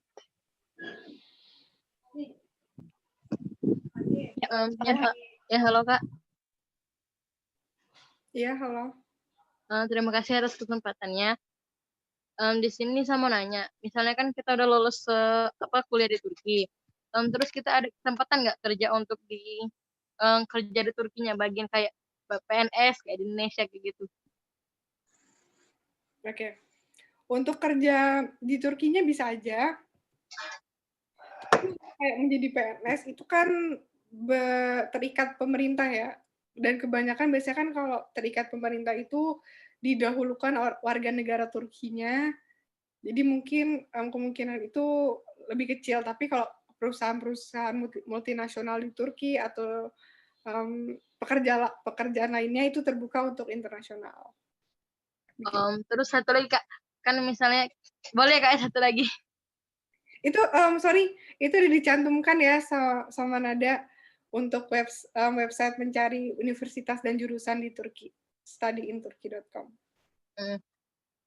Kak, misalnya kita ngambil studi Turki itu, terus interviewnya masih tetap pakai bahasa Inggris atau bahasa Turki? Ketika saat seleksi interview? Kita kan ngambil yang bagian Turkinya, nggak yang bagian Inggris. Itu interviewnya pakai bahasa Inggris atau Turki? Pakai bahasa Inggris. Karena kamu kan, maksudnya kan, walaupun kamu memilih program studi bahasa Turki, tidak diwajibkan untuk bisa bahasa Turki sebelum ke Turki. Karena teman-teman bakal mendapatkan kursus bahasa Turki selama 1 tahun di Turkinya langsung. Jadi teman-teman walaupun nggak bisa bahasa Turki pun nggak masalah. Begitu. Tapi ketika interview, agar pihak tim seleksi mengetahui teman-teman, biasanya disarankan menggunakan bahasa Inggris. Atau kalau teman-teman bisa pakai bahasa Arab, juga bisa pakai bahasa Arab. Jadi, satu dari tersebut. Ya udah Kak, itu aja. Makasih. Iya, terima kasih banyak Kak atas pertanyaannya juga. Oke, kita lanjut ke penanya selanjutnya, ada Kak Putri. Silakan Kak Putri. Ya, unmute. Apakah bisa? Kak Putri Anida. Kak Putri, di sini name-nya Putri. Bentar ya. Saya coba ask to unmute, apakah bisa? Halo Kak. Oh, halo Kak. Ini Putri yang mana nih? Iya, ini Kak Putri aja. Oh, oke. Tadi kan ada Kak siapa ya? Tadi yang sebelum saya juga dia nanya ya. Betul tuh pertanyaannya sama dengan saya. Tapi tadi udah dijawab. Nah, itu untuk ini Kak, apa ya? Kalau misalnya kita nih di Indonesia udah jurusannya IT, terus apakah di di Turkinya itu universitas-universitas banyak orang yang kedirect untuk ke IT gitu Kak? Kan tadi kan sebelumnya juga ada yang Kak Nur Safira ngasih tahu kalau bisa nyari jurusan yang orang jarang minati gitu. Halo Kak? Iya, dengar.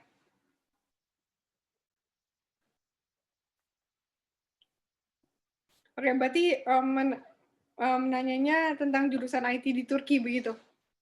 Iya, betul. Berarti maksudnya nanyanya universitasnya di mana atau bagaimana nih? Kebanyakan orang-orang di sana kan kalau di Indonesia kan itu kebanyakan sekarang lagi booming-boomingnya e-commerce nih, terus kebanyakan juga universitas ataupun mahasiswa banyak yang pengen ke jurusan IT buat cepet nyari kerja gitu loh, Kak. Nah, bagaimana dengan budaya di sana? Apakah orang-orangnya juga sama? Kebanyakan ke direct untuk jurusan IT atau sebaliknya? Oke, itu sebetulnya sesuai kebutuhan kamu aja sih inginnya seperti apa. Jadi kalau kamu ingin mau juruskan IT secara umum atau IT secara spesifik itu bisa. Jadi sesuai kebutuhan kamu. Gitu sih. Oh gitu ya. Atau ada yang kurang jelas? Oke, terima kasih, Kak. Oke. Terima kasih Kak Putri atas pertanyaannya. Oke, kita lanjut ke penanya selanjutnya nih. Ada Kak Nabila Aridwani. Silakan di-unmute.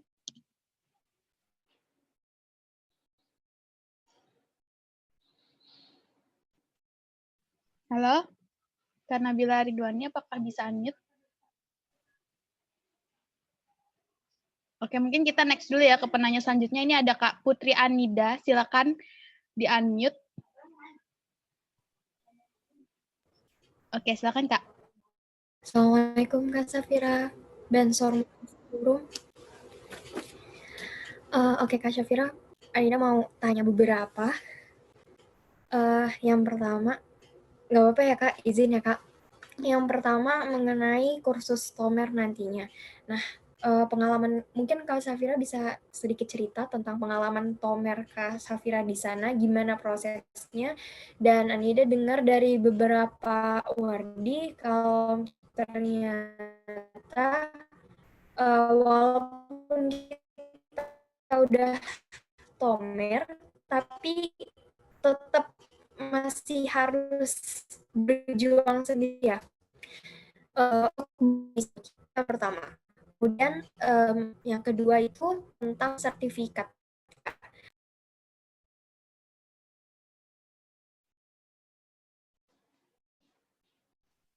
Silakan Kak Safira.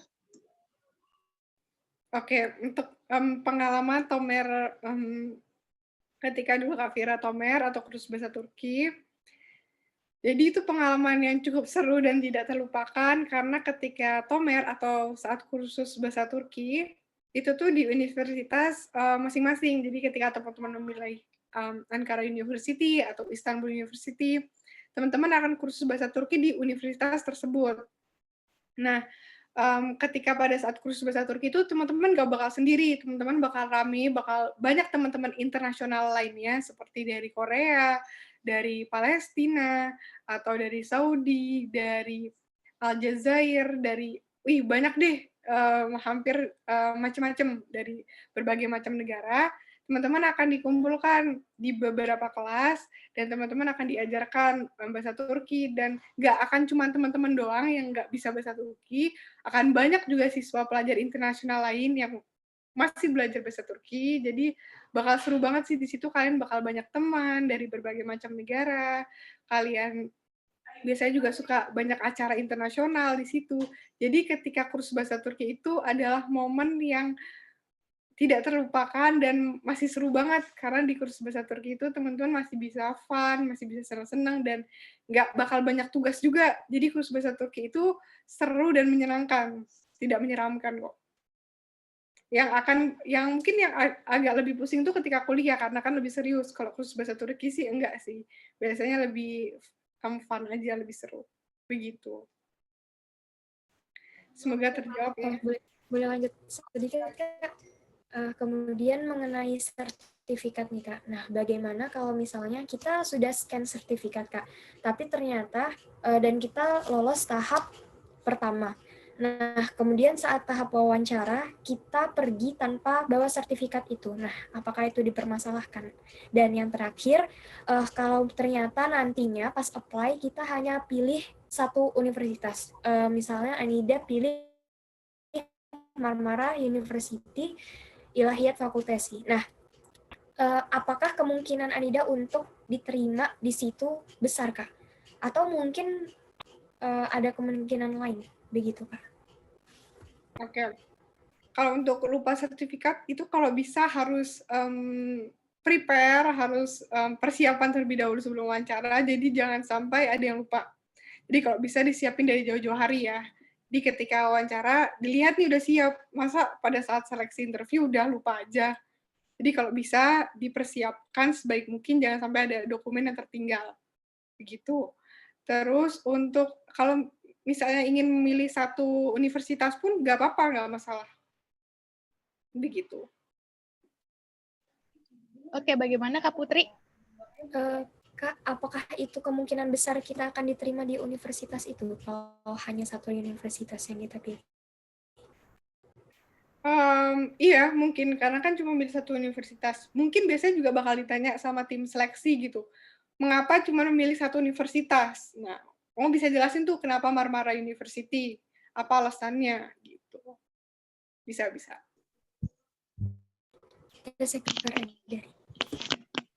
Jadi, Rim. Oke, terima kasih Kak atas pertanyaannya. Kita lanjut ke penanya selanjutnya itu ada Kak Nabila Aridwani, silakan unmute.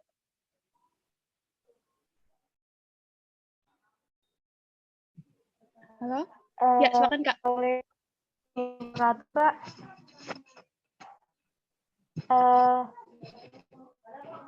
Begini Kak, semuanya kan saya daftar di Ankara University bagian tarikh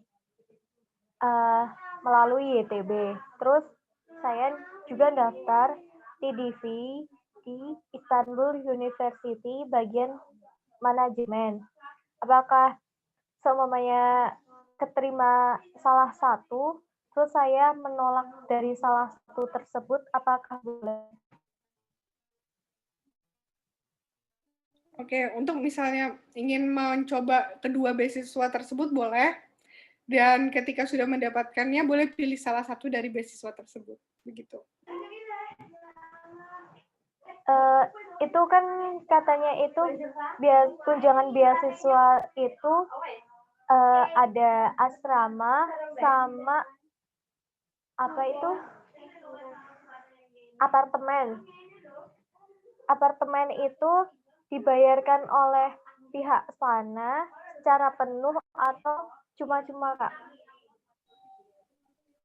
Oke, biasanya untuk asrama itu udah dibayarin. Nah, untuk apartemen, tapi untuk apartemen ini hanya dikasih jika untuk S2 dan S3. Jadi S1 biasanya di asrama. Nah, untuk apartemen ini dikasihnya tunjangan sewa apartemen sebesar 550 Turkish lira. Jadi dikasih tunjangannya teman-teman yang bayar sendiri nanti. Begitu. Tapi untuk asrama, teman-teman udah terima beres aja, karena biasanya udah dibayarin tiap bulannya. Begitu. Oke, gimana Kak? Siap. Udah, terima kasih Kak. Tesyukur ederim. Ederim. Oke, terima kasih juga atas pertanyaannya. Selanjutnya kita ke penanya selanjutnya ada Kak Zahra Mutia. Silakan, Kak Zahra Mutia. Ya. Ya Kak, sebelumnya makasih Kak Safira, aku izin bertanya. Tadi kan di poin ketiga di slide Kakak itu ada kita memilih negara, alasan kita memilih negara tujuan. Nah, misalkan aku lebih spesifik lagi gitu Kak, aku ngambil di RCS University. Nah, kan itu terdapat di kota Kayseri kan. Nah, kota Kayseri itu terkenal kota pelajar, terus habis itu kota yang relatif murah. Nah, itu kalau misalkan aku jadiin alasan untuk di motivation letter itu berpengaruh nggak, Kak? Makasih, Kak. Boleh aja sih dimasukin misalnya RCS karena kotanya ramah dengan pelajar dan itu kota pelajar, banyak pelajarnya, memudahkan aku untuk belajar. Boleh kok. Boleh dimasukkan ke motivation letter. Oke, Kak. Makasih, Kak. Sama-sama. Oke, terima kasih banyak atas pertanyaannya juga, Kak. Selanjutnya yaitu ada Kak Arum Sekar. Silakan Kak Arum Sekar untuk unmute. Assalamualaikum, Kak. Salam. Saya mau nanya, di tahun 2009, ITB menerima beasiswa dari Indonesia hanya 65 orang. Nah, apakah 65 orang itu sudah termasuk yang mengambil jenjang S1, S2, atau S3?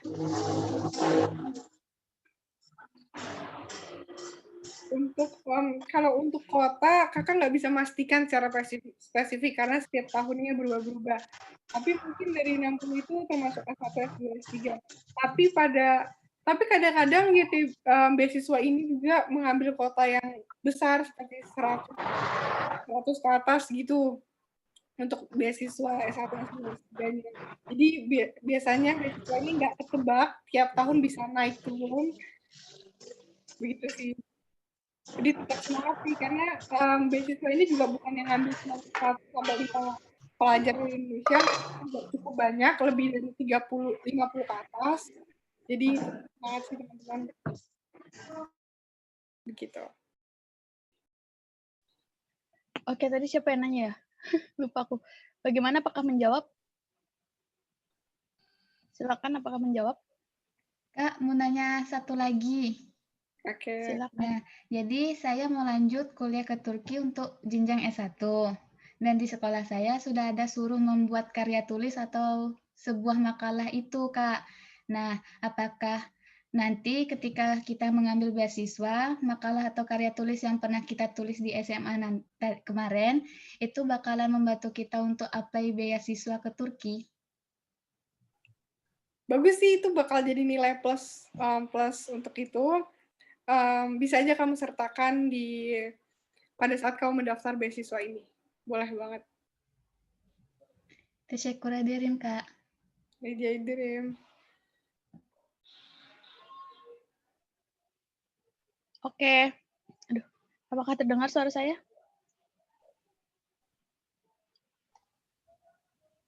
Halo? Apakah terdengar suara saya? Dengar, Kak. Oke, sebentar. Oke, selanjutnya kita akan next ke penanya selanjutnya, itu ada Kak Irsyad Fauzan. Silakan di-unmute. Oke.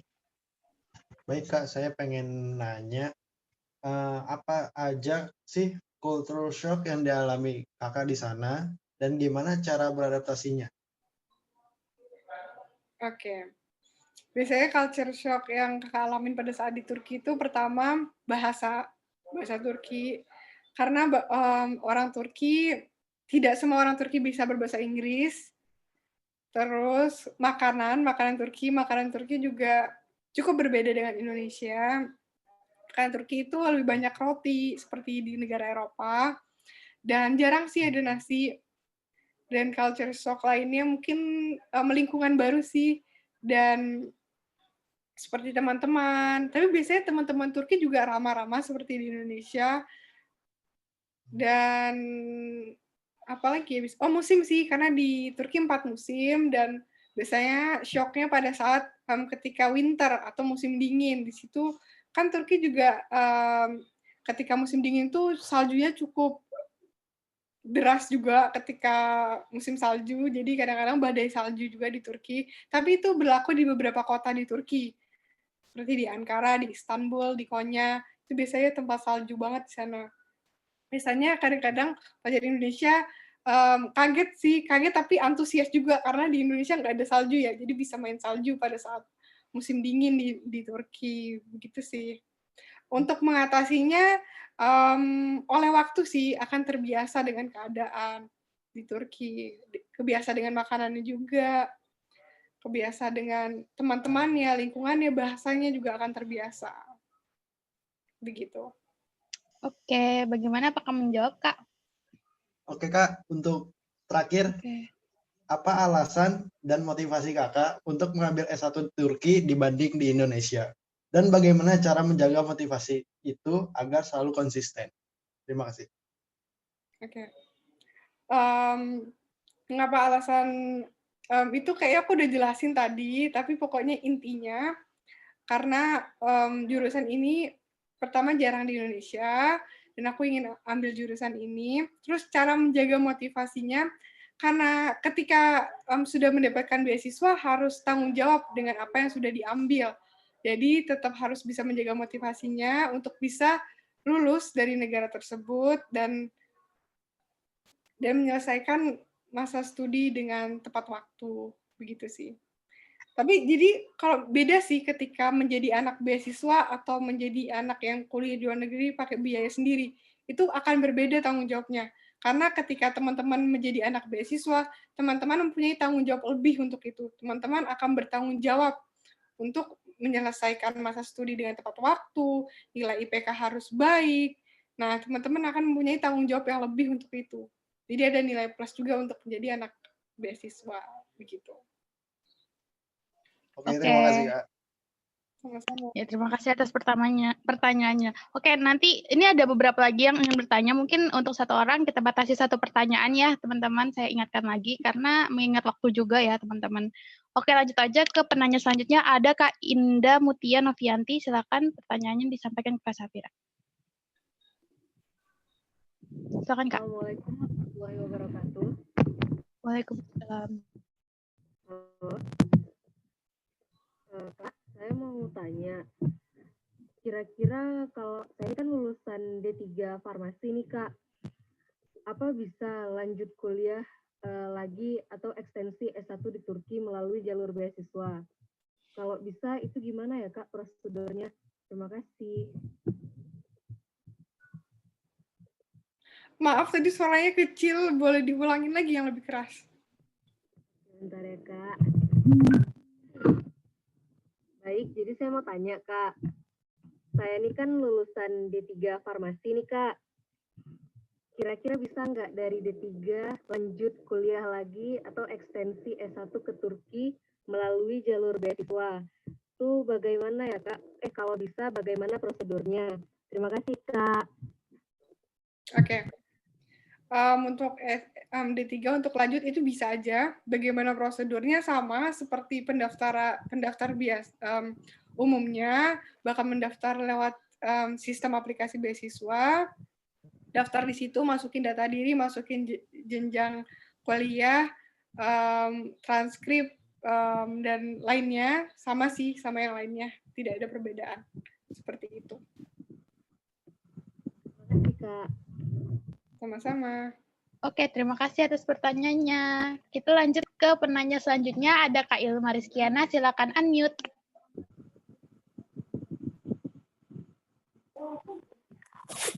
Merhaba, Abla Safira. Merhaba. Ya, Syamlar. Mau nanya nih Kak, setahu Abla, untuk tahun depan, tes wawancaranya, seleksi wawancaranya itu diadakan secara offline atau online? Tasyakur dari 15. Oke, jadi kalau untuk tahun depan, aku kurang tahu pastinya karena aku bukan tim seleksi beasiswa. Jadi aku nggak tahu untuk tahun depan bakal online atau offline, tapi yang aku tahu tahun ini seleksi interview atau seleksi wawancara dilaksanakan secara online. Halo? Ya, halo. Apakah sudah terdengar? Iya, terdengar. Silakan lanjutkan, Kak. Begitu sih, jadi setahu aku nggak tahu tahun depan bakal online atau offline, tapi yang aku tahu tahun ini seleksi interview atau seleksi wawancara dilaksanakan secara online, begitu. Tapi jika pandemi sudah berlalu, mungkin diadakan secara offline lagi. Begitu. Oke, semoga menjawab ya Kak Rizkiana. Bagaimana Kak Rizkiana? Bisa diulang Kak, soalnya sinyal, maaf ya Kak. Oh iya. Jadi untuk tahun depan aku nggak tahu secara pasti bakal online atau offline. Oke. Tapi yang aku tahu tahun ini dilakukan secara online, begitu. Secara online, oh. Oke Kak, tasyakur ya dari Dirim. Oke, terima kasih banyak atas pertanyaannya. Kita lanjut ke penanya selanjutnya, ada Kak Nevi Fitria. Silakan Kak Nevi Fitria. Ya, terima kasih atas kesempatannya. Terima kasih Kak Safira, sangat insightful sekali. Saya ingin bertanya, jika kita punya pengalaman internship ataupun kerja part-time, tapi mereka tuh pihak instansi tidak mengeluarkan surat ataupun sertifikat, itu lebih baik kita masukkan pengalaman kita ke aplikasi atau lebih baik nggak usah dimasukkan ya, Kak? Terima kasih. Boleh untuk dimasukkan. Tidak apa-apa. Tanpa sertifikat, Kak? Iya, nggak apa-apa. Kan pengalaman ya? Iya. Oh, baik. Terima kasih, biasanya Kak. ada deskripsi box gitu, kamu bisa jelasin pengalamannya seperti apa gitu. Boleh, masukin aja. Siap, Kak. Terima kasih. Iya, terima kasih banyak juga, Kak. Oke, terima kasih banyak atas pertanyaannya. Nih kita ada 2 penanya terakhir. Keren juga ya. Dari 20 penanya sekarang 2 penanya terakhir. Oke, kita lanjut ke ya, kita yang benar-benar habisin pertanyaan. Iya, benar. Soalnya kemarin tuh ini Kak, ternyata ada yang, aduh Kak, aku pengen nanya tapi nggak dapat gitu kan. Mumpung biar dapetin stance-nya gitu, kalau misalnya lagi mentoring sama Kak Safira aja kita banyakin ya sesi pertanyaannya. Oke, selanjutnya kita ke Kak Arum Puspita, silakan unmute. Ya, silakan Kak. Assalamualaikum Kak Safira. Waalaikumsalam. Ya, saya mau bertanya, jika kita seorang mahasiswa baru S1 dan sudah terdaftar di suatu universitas di Indonesia, apakah kita boleh mengajukan beasiswa untuk kuliah di Turki? Sekian Kak, terima kasih. Boleh. Boleh. Kamu boleh mengajukan beasiswa kuliah di Turki, boleh. Tapi dengan resiko jika kamu keterima beasiswa tersebut dan kuliah di Turki, harus mengulang dari awal. Jadi mengulang di semester 1 lagi. Gitu. Oke, baik. Terima kasih banyak, Kak Safira. Dengan senang hati. Oke. Terima kasih banyak Kak Arum atas pertanyaannya. Ini ada satu lagi nih. Satu penanya terakhir. Last but not least, ini ada Kak Yolanda. Silakan di-unmute. Halo Kak. Apakah sudah bisa terdengar? Terdengar Kak? Ya, silakan. Oke. Masih penasaran sama jurusan manajemen kesehatan. Halo? Ya. Ya, masih penasaran sama jurusan manajemen kesehatan loh, Kak. Itu kan mengarah ke hitung-hitungan ya, Kak. Saya kurang jago di bagian hitung-hitungan, Kak. Itu gimana ya solusinya? Untuk solusinya sih mungkin dikembalikan ke diri sendiri sih, apakah mampu pada saat mempelajari hitung-hitungan atau tidak gitu. Karena di manajemen kesehatan ini akan banyak menemukan pelajaran akuntansi, matematika bisnis, akan banyak soal hitung-hitungan. Jadi itu dikembalikan ke diri sendiri sih, apakah bisa atau tidaknya gitu. Oh gitu ya Kak. Nanti di wawancara ada tes kayak matematika gitu nggak Kak? Kebetulan pada saat kakak wawancara itu nggak dites itu sih. Ditanya aja sih, nggak dites. Jadi di highlight ya teman-teman atau jadi kalau untuk dites matematika atau dites tertulis itu biasanya jarang. Mungkin ada tapi jarang biasanya. Oh gitu ya Kak. Iya. Biasanya lebih banyak pada saat interview itu ditanya jawab sih gitu. Oke, bagaimana Kak Yolanda? Apakah menjawab? Boleh nggak Kak dikasih tahu wawancara itu seputar apa aja sih yang ditanyakan gitu? Yang pertanyaannya aku mau sampaikan pas webinar pertama deh kalau nggak salah. 3 pertanyaan yang sering ditanyakan saat wawancara. Bisa lihat webinar aku di YouTube-nya Learn from Turkey atau bisa baca blog aku juga di asiaeropamemanggil.blogspot.com. Di situ aku juga kasih tahu tuh beberapa pertanyaan yang sering ditanyakan saat wawancara beasiswa ini. Gitu. Oh, oke Kak. Makasih Kak, cukup. Oke, terima kasih banyak Kak Yolanda atas pertanyaannya. Semoga pertanyaan-pertanyaan yang teman-teman berikan gitu, yang teman-teman tanyakan Kak Safira bisa menjadi jawaban bagi kita semua ya. Jadi nggak perlu tuh kita bingung-bingung lagi gimana sih gimana sih kita harus menulis motivation letter yang baik. Mungkin tadi beberapa udah dipaparkan dengan Kak Safira gitu ya. Jadi mohon dicatat. Mungkin kalau misalnya teman-teman tidak sempat mencatat, nggak usah khawatir karena ini akan diupload di YouTube Learn from Turkey. Jadi jangan lupa untuk cek di YouTube Learn from Turkey, bisa langsung di subscribe juga. Bisa juga ke YouTube Kuliah Go. Banyak sekali informasi yang cukup informatif ya terkait dengan beasiswa dan Turki gitu teman-teman. Oke, kembali mengingatkan karena ini acara kolaborasi dari Learn from Turkey dan Kuliah Go. Untuk informasi ke depannya, teman-teman bisa langsung follow Instagram kami, yaitu @learnfromturkey atau @kuliahgo. Dan juga mungkin Kak Safira mau menyampaikan lagi, Kak, mengingatkan kembali ke teman-teman untuk mentoring lanjutannya, mentoring ininya, yang tadi Kak Safira, bimbingan intensif beasiswa kuliah di Turki. Silakan Kak Safira. Oke, jadi untuk bimbingan intensif beasiswa kuliah di Turki ini, teman-teman akan diajarin langsung oleh peraih beasiswa pemerintah Turki ini. Teman-teman akan dibimbing untuk menulis motivation letter, study plan, dan teman-teman akan dibedah. Jadi walaupun misalnya teman-teman bingung nih gimana caranya atau belum punya ide, kita akan bantu untuk menggali potensi teman-teman. Dan jangan lupa juga ya, kita masih ada free mentoring tanggal 8 di hari Minggu bersama Learn from Turkey juga. Itu terakhir teman-teman, jadi jangan lupa ikutan ya. Dan untuk kelas beasiswa ini juga pendaftarannya ditutup beberapa hari lagi. Jadi siapa cepat dia dapat ya, karena kuota kita juga nggak banyak gitu. Wah. Teman-teman jangan sampai ketinggalan dan jangan sampai nanti nyesal gitu ya. Aduh, harusnya aku daftar nih, tapi karena kemarin aku tunda-tunda, jadinya aku nggak kedapetan kuota gitu. Jadi langsung aja cek Pas ini. banget kan ini selesai bimbingan ini akhir Desember dan Januari teman-teman udah bisa daftar, udah siap dokumennya semua, udah tinggal daftar.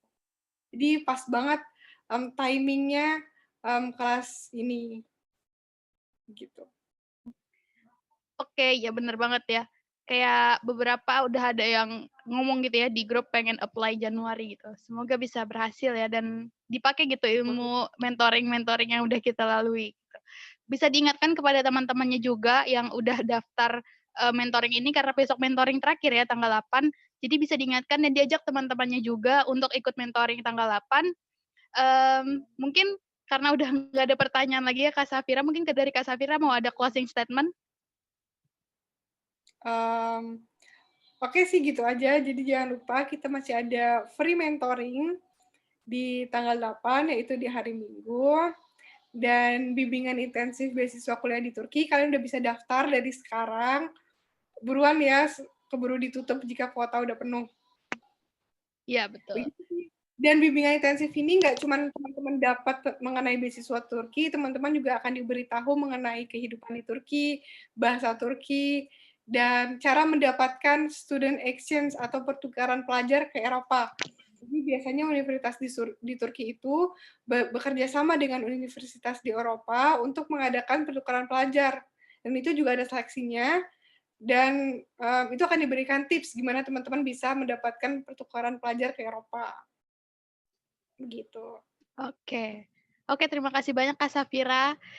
Untuk teman-teman semangat selalu dan juga saya mau mengingatkan kepada teman-teman yang ingin berdonasi untuk Learn from Turkey bisa langsung berdonasi di link kitabisa.com yang ada di bio-nya @learnfromturkey di Instagram. Jangan lupa di-follow. Untuk Kuliah Go juga jangan lupa di-follow karena pastinya banyak banget informasi. Ini juga ada di kolom chat ya teman-teman, ada link kitabisa.com buat yang ingin berdonasi untuk Learn from Turkey. Dan donasi yang teman-teman berikan kepada kami gitu ya, akan kami salurkan untuk kegiatan-kegiatan positif yang teman-teman bisa rasakan juga ke depannya. Gitu.